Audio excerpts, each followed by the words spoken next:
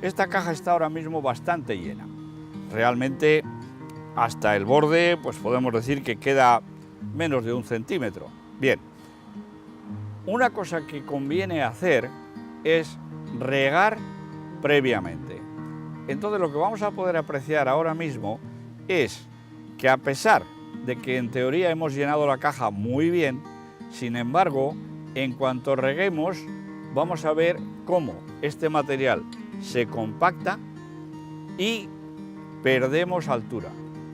Perder altura significa que la semilla está naciendo en una zona de menos luz de la que debería, con lo cual pues puede perfectamente ocurrir que se dé un fenómeno que se llama elongación, con lo cual el tallo sube muy recto buscando la luz y eso debilita la semilla en sí.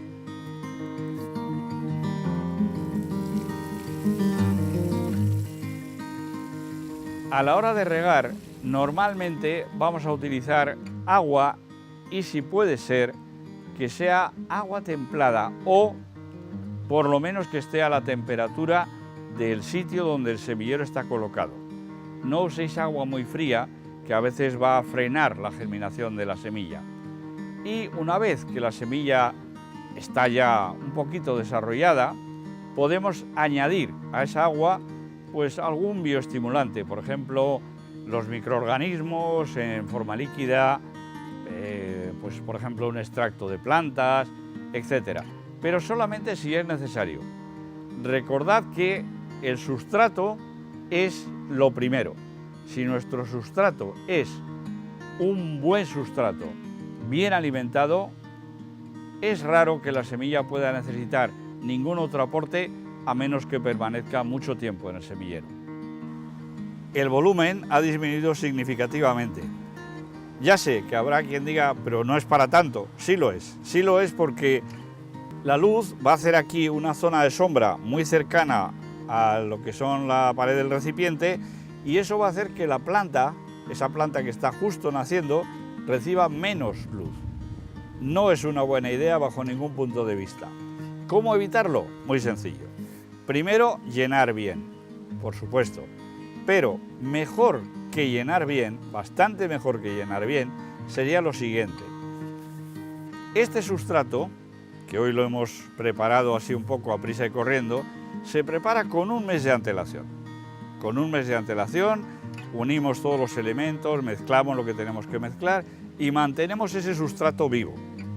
Vivo significa que puede necesitar agua de vez en cuando, que tiene que estar en un sitio con cierta luz, etc. Cuando lo añadimos aquí y regamos antes de sembrar, la disminución de volumen va a ser ínfima o cero.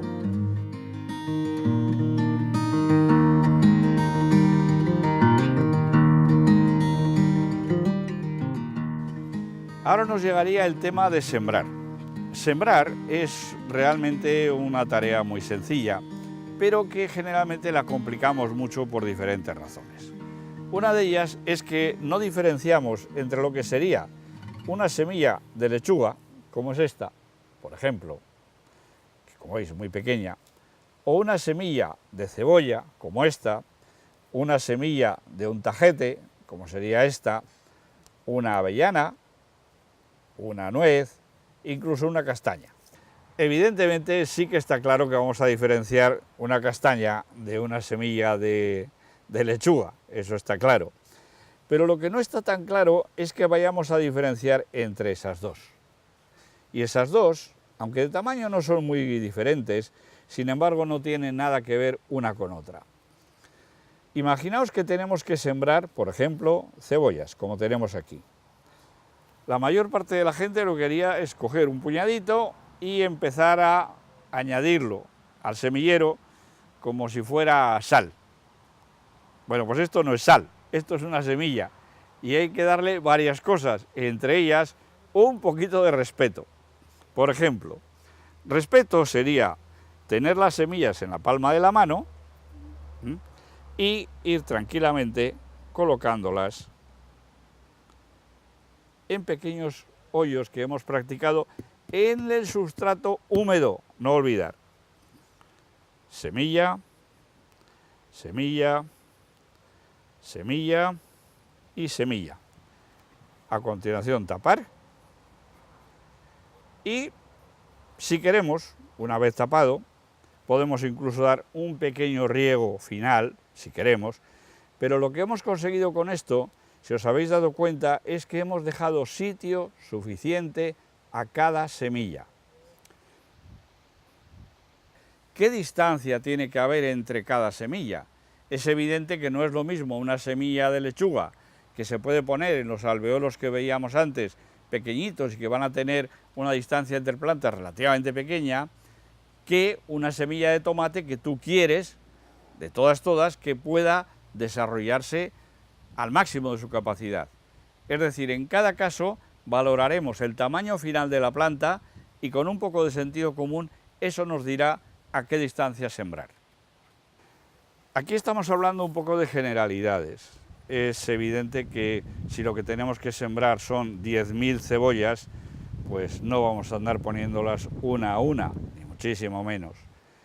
Esta tarea que hemos hecho de esta forma, una a una, la puedes hacer previamente colocando un trozo de papel absorbente de cocina, por ejemplo, colocas las semillas sentadito en tu mesa, colocas otro papel encima, riegas y el resultado sería algo como esto.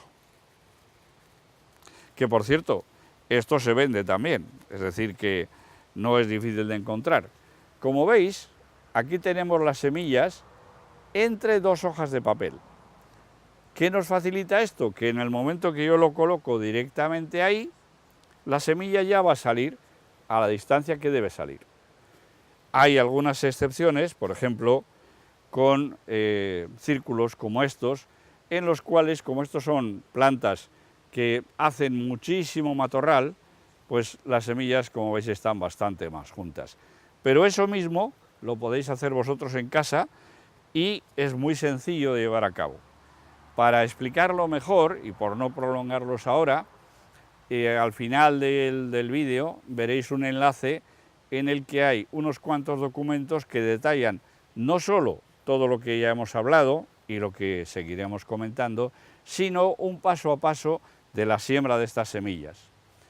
Otra forma que también suele hacer gente cuando, no es raro, cuando vas a añadir algo negro como es una semilla sobre una zona prácticamente oscura o casi negra como es el sustrato, es muy frecuente añadir un producto blanco, un poquito de arena, un poquito de incluso harina, para que cuando tú eches por encima las semillas sepas qué zona has sembrado o no, en los casos que, ya digo, no vas uno a uno, ¿de acuerdo? Otra cosa que tenemos que tener en cuenta, y que también vais a encontrar en esos documentos que acabo de mencionar, es cómo guardarlas.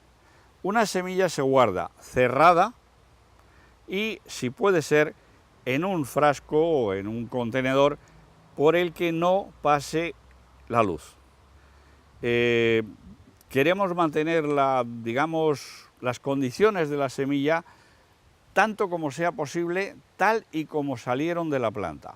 Para ello no tenemos que perder humedad, no tenemos que tener acceso a muchísima luz que la haría germinar, etc. Pensad un poco en que una semilla está a la espera de que se den las circunstancias para que realmente arranque. Entonces, una buena forma es un frasco color topacio, como veis que es este, cerrado, bien secas, como veis en el fondo no se queda absolutamente ninguna, y así podemos mantenerlas tanto tiempo como cada semilla pueda preservarse con un buen poder de germinación.